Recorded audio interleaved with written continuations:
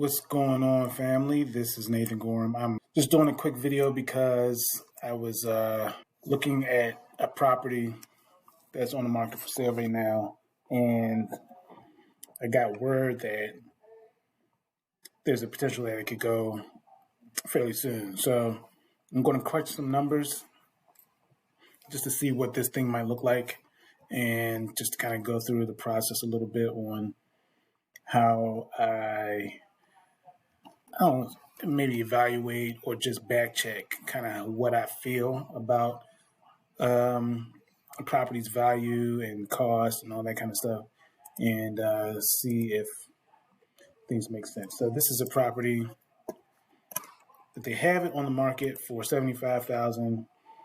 The agent said that they have an offer in on the property for $70,000. So I'm looking at the purchase price for $70,000. The closing costs, I'd be probably looking at doing this like a cash transaction. So the closing cost shouldn't be that much, maybe $1,500. Now the renovations. What I'm going to do here is put together this like another little sheet over here, kind of talking a little bit about the cost. So the first thing you do when you come into a property is, of course, demo and cleanup. Then you do some framing for the property. Then you start bringing in your trades. So kind of the first people I bring in generally is the plumber and the mechanical guy, HVAC and plumber. Usually I bring in the HVAC guy first because he makes the biggest holes in the property. He's got ductwork. Everybody's got to kind of work around the ductwork. You know, it's easier for a plumber to work around ductwork than for a mechanical guy to work around a pipe. So I'll bring in the HVAC guy, I'll bring in a plumber, and then I'll bring in the electrician. And then I have to bring back in the framer to do like bulkheads around the ductwork, and little things like that. And then like make sure that the drywall has, places to attach drywall to. So after that piece of framing comes in, then I start bringing in the insulation. And then after the framing and insulation, they'll do like inspections. And they'll be doing inspections all kind of through here. But then after the inspections, we can close in the wall so we can do drywall. And then after the drywall, generally if I'm doing carpet, I don't do carpet now. I do like, if I'm doing hardwood floors or something like that, I'll do the flooring kind of after the drywall and then protect the flooring.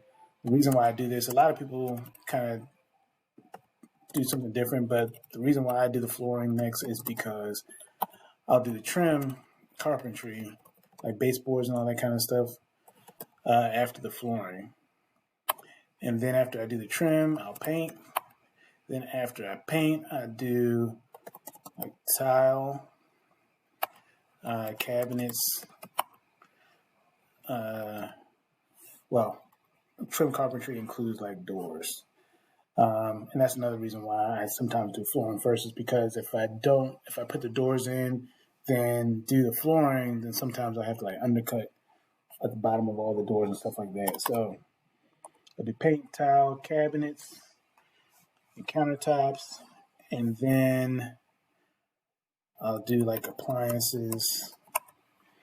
And finally, after appliances, I'll do like lighting, trim out all the trim.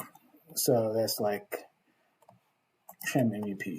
So that's like lighting, tubs, toilets, sinks, vanities, all that kind of stuff. So all that is like trim MEP.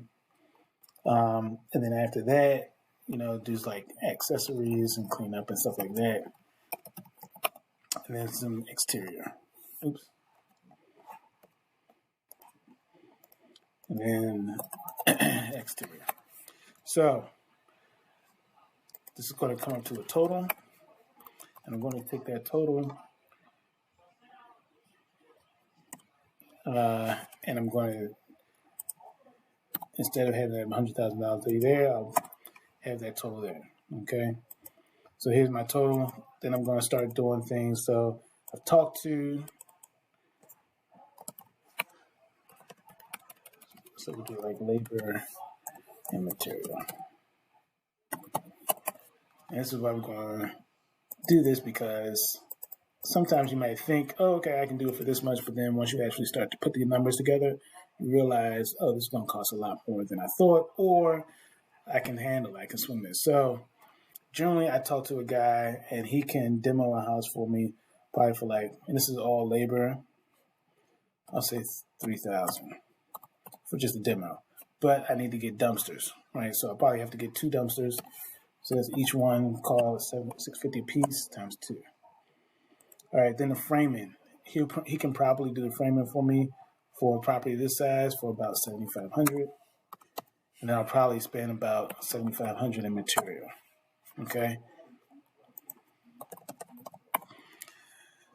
Then HVAC. I just talked to the HVAC guy. He said he can do a full system. This is like plumbing. I mean, this is duct work, all the equipment and everything like that. 500. That's material and labor included. Okay. So we'll do this.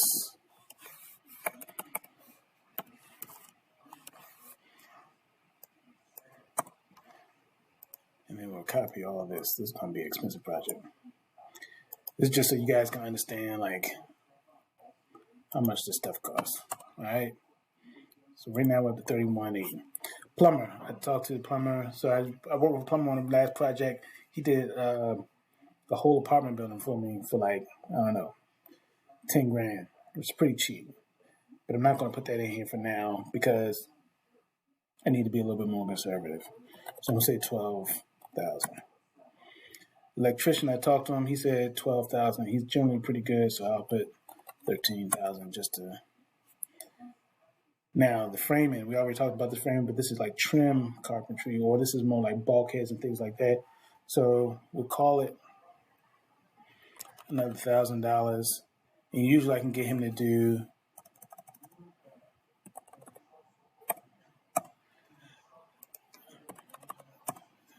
Yeah, so all in all, it's like 75,000, 85, 9,500. It might be a little bit less, but we'll say for now, framing. That's the second round of framing, and usually I have enough in that $7,500 to include all the framing. So we'll say that that's included. Insulation. To insulate a whole home, we're talking about, I don't know. This is a small home. It's got 2 sidewalls and some middle units, which is good. So the only thing I really have to insulate is the roof and the back wall. And maybe the front wall, but the front wall is probably going to, this brick has already got a pretty significant R value, but I might still insulate that one. So for, all intents and purposes, we'll say 4,000 for the insulation. Inspections is all included. Drywall. For this private property, it's probably like 120 sheets of drywall times $50 a sheet. That includes labor and material. It's like $6 grand for the drywall. Flooring, we're probably looking at like close to, well, I could refinish the floors, or I could put in new like laminate flooring. But either way, whether I refinish it or put in new laminate flooring, for this size property, I'm probably looking at about $4,000. Okay, trim carpeting, paint, I'm probably looking at about $4,000, maybe about $4,500 for paint. For labor, and then for the material, probably looking at $1,000. Tile. So we're looking at, I'm talking about trying to do 3 bathrooms. And so generally,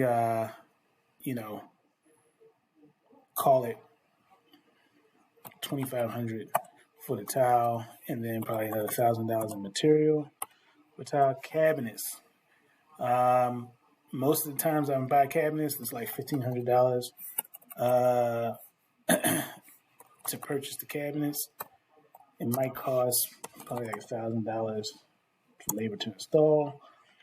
The appliances, we're talking about brand new appliance. We're talking about $2,000. That's a stove, a fridge, but you can look on like Home Depot, and they've got like fridges.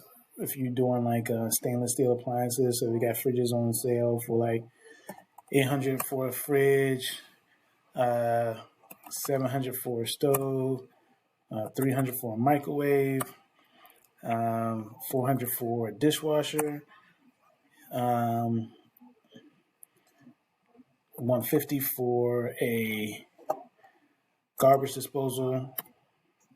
So we got the fridge, we got the stove, we got the microwave, we got a dishwasher, garbage disposal. I feel like I'm missing something for the appliances, but we're not doing like washer and dryer. Then we got the trim carpentry.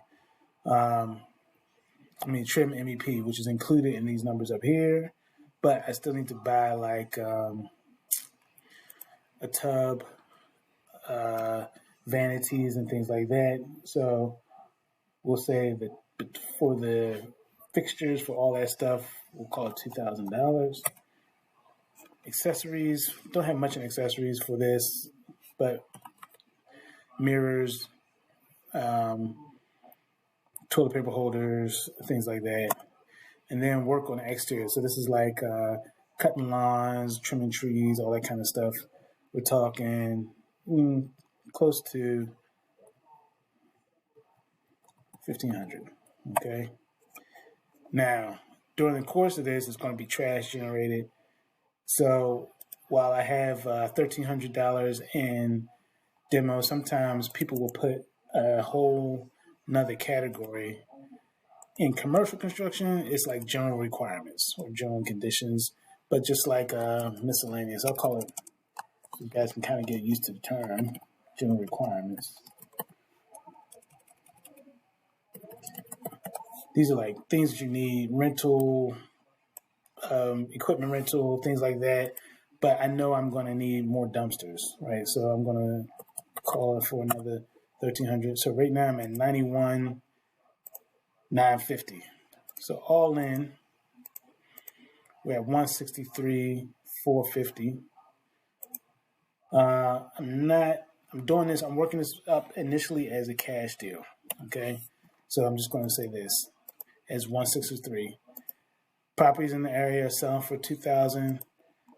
For seller help right now, we'll call it 5% seller help. So $10,000. Closing costs, $6,000. Proceeds, 184.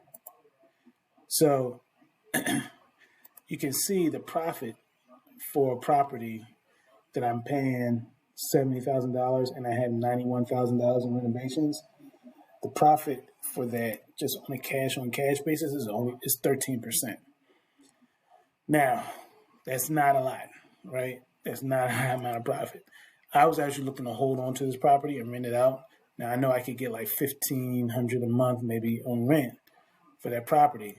Now there's something that they call like a 1% rule, which is generally if you're looking at renting out a property, you want your purchase price to be your rental price to be like 1% of your purchase price. But in this case, it would be like 1% of your all-in price. So this $1,500 a month monthly rent divided by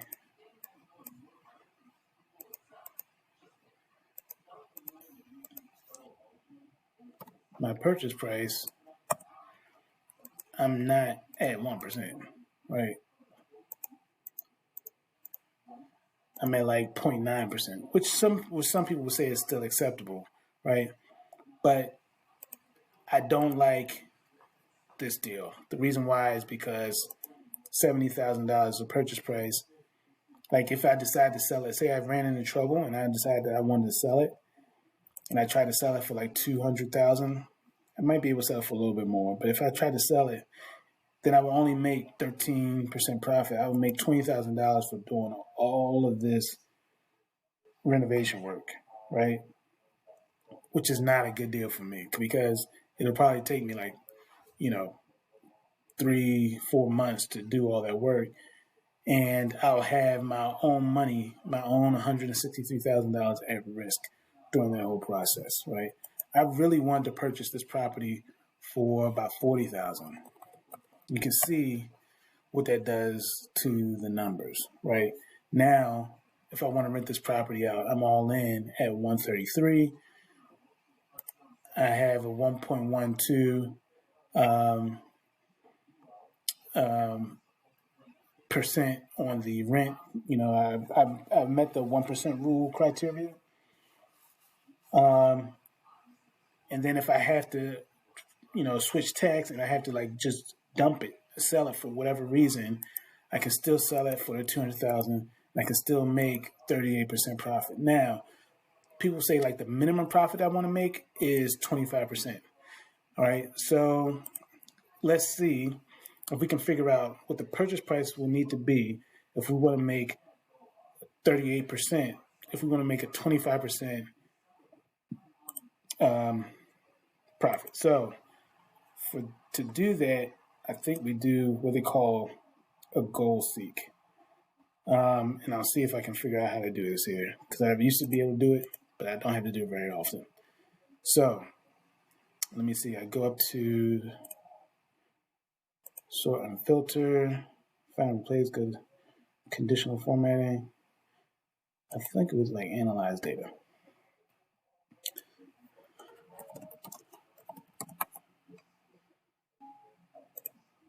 All right.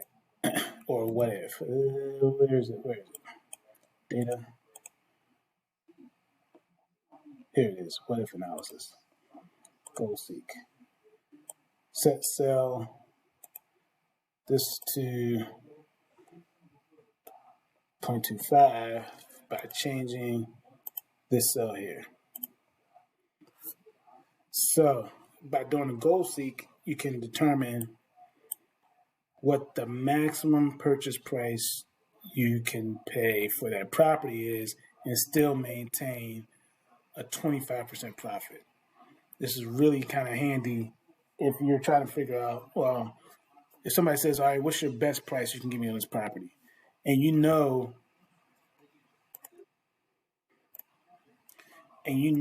all of this stuff over here, or you have a pretty good idea, renovation costs.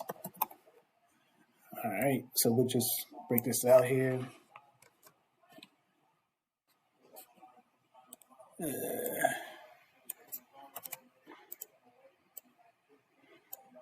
Right. So if you know this stuff over here, right, you know your renovation costs and all that kind of stuff, and you're like trying to figure out sometimes I have a difficult, I'm a little bit OCD, so when I want to like put together a spreadsheet, I'm always like tinkering with it so that it looks like I like it. Don't mind me. I'm just playing with Excel. All right, so anyway, for this property here, 38%, if I pay what they're asking for, well, they're asking $75,000. So you can see at $75,000, if this cost over here is correct as renovation costs, which it may not be all the way correct, but say I'm wrong by, you know, whatever. Let's say it's 75,000. All right, here's the analysis. Say it's 75,000. They want the purchase price 75,000, closing costs, and all this kind of stuff, and I still want to make 25%. Right? I can go to the data seek, do a what if analysis, do a goal seek, set this cell here to 25%. That's 0.25 by changing the renovation costs. Okay, if I pay them 75,000, how much do I have to spend fixing up this property to earn 25%?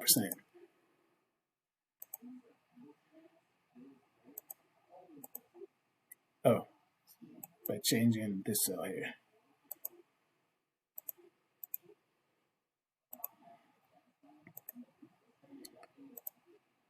So that's the thing. So I'll set this. I have to set this cell at 92,000. So I'll set this at 90,000. Right. I'll say, okay, goal seek analysis on if I want to 0.25 by changing the construction costs. that means I'll only be able to spend $70,000 on the renovation costs. And the question is, can I get this whole property rented? I'm talking about three bedrooms, two bath, 2.5 baths, hopefully for $70,775, and that's a tall task. It's doable, but I would have to probably do a lot of the work myself, or do some of the work myself, and really be kind of like that would not be comfortable. That would be aggressive on my construction costs. Okay, so this analysis says that if I want to make 25% and make 1% on this here, like if I wanted to figure out what I would need to spend to make a 1% to meet my 1% goal, then I could do the same type of analysis to understand. Set this cell at 0.1. That's actually 10%. 0.01 by changing the purchase price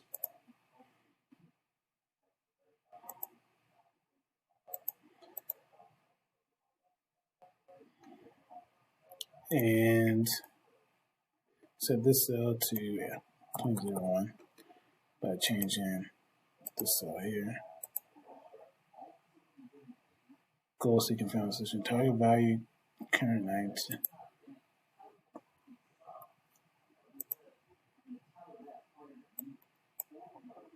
So that would mean I would need to change this here. Yeah.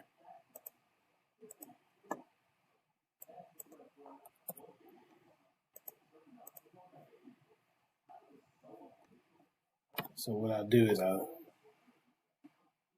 this times this. Yeah, sorry, this circle reference, but equals this times this.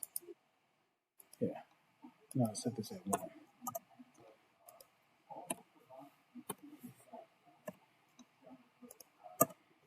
All right. So that means I need $1,600. But if I wanted to make this equal,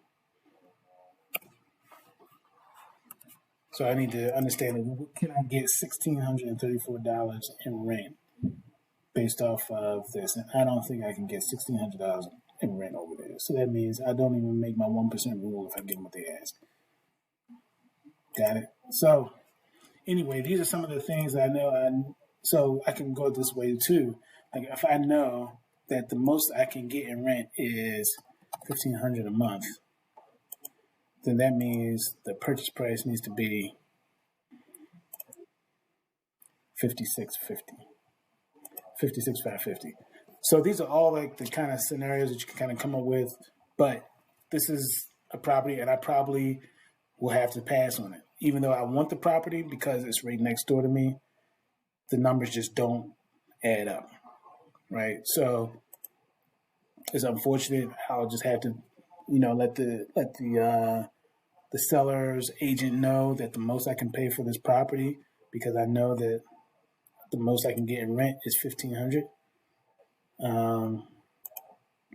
And I believe in these numbers over here, the renovation costs, they might be a little bit high, but I don't think they're high by $20,000. So if I know the most I can get is $1,500, then the most I can pay is $56,550. And so I'll probably call her up tomorrow and say, hey, I would love to pay $70,000, but based off of my calculations, the most I can pay is this amount here, and see what she says. She'll probably say no because they do have it off for $70,000, but at $70,000, I just can't see it. It's not going to be worth it to me. And the taxes on there are pretty high too, so you have to think about all of those other things. So anyway, thought I'd just walk you guys through kind of how I think about stuff, and yeah. If you see this video on whatever platform, I don't know what platform it might be on, but if you see it on the platform, please like it. Please subscribe to it, subscribe to the channel, because I'm always just posting stuff.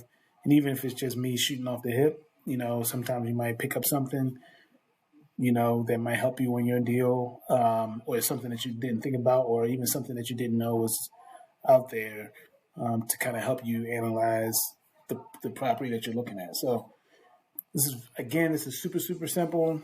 I don't even really call this a pro forma. I guess it's people will call it a back of the envelope, but it's really just kind of laying it all out there. The biggest thing that I'm a proponent of is looking at a project from the end to the beginning, right? And if it doesn't make sense when it's all said and done, but you got to be able to put things on paper to be able to see the end of a project before you start, right? And if you can see the end of a project before you even start, when you start how to start. Kind of the most you can do. You can know all your parameters, and and you follow the numbers. Even though I would love this property because, again, like I said, it's right next door to two properties that I already own, and it would make a lot of sense for me to own the property, but the numbers just don't lie. You know what I'm saying? And while I could do this analysis from a finance perspective, I could put financing on it. I don't believe in trying to finance your way out of a bad deal. If you pay too much for it, there may be some strategies that you can employ so that it doesn't hurt as much. But ultimately, you can't really finance yourself out of a bad deal. So that's where I'm at on it. Yeah. So, like I said, like it, subscribe to it, and reach out if you have any questions on your property or your project. I'd be more than happy to help in any way that I can. Thanks so much.